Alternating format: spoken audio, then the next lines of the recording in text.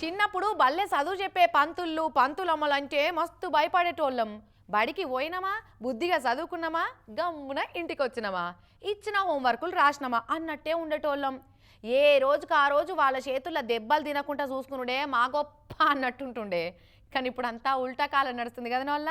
పిల్లగాళ్ళని చూస్తేనే సార్లు టీచర్ అమ్మలు భయపడవచ్చే. ఇగో మీకో దండం, మీ పిల్లలకు ఇంకో దండం అనుకుంటా మీ పిల్లగాళ్ళను కంట్రోల్లో పెట్టుడు మా తోట అయితలేదు అని ఒక టీచరు లెటర్ రాసింది. ఇంతకు ఏమున్నదా ఆ లెటర్లా? అనంతపురం జిల్లా ఉరవకొండ మండలం అమిద్యాల సర్కారు పెద్దపల్లి చదువుకునే పిల్లగాళ్ళ కొంతమంది తోకల్లేని కోతులు లెక్కనే తయారయ్యారట కదా. ఇగో స్కూల్ హెచ్ఎం మేడం రాసిన ఈ ఉత్తరం చూడు రూపారి.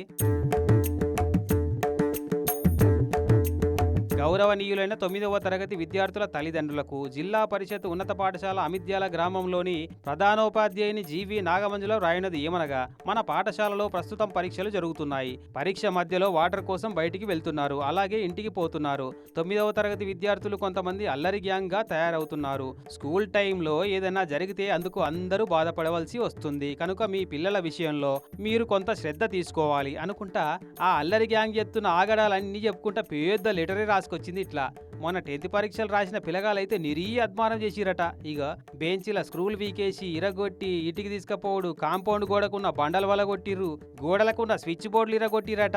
ఇక ఇప్పుడు 9th చదువుతున్న పిల్లగాలు ఏమన్నా తక్కువనా? ఫ్యాన్ల రెక్కలు వంచుడు, స్విచ్ బోర్డులు వీకేసుడు, టీవీ ఆండ్రాయిడ్ బాక్సులు స్టాండ్లు వలగొట్టిరట.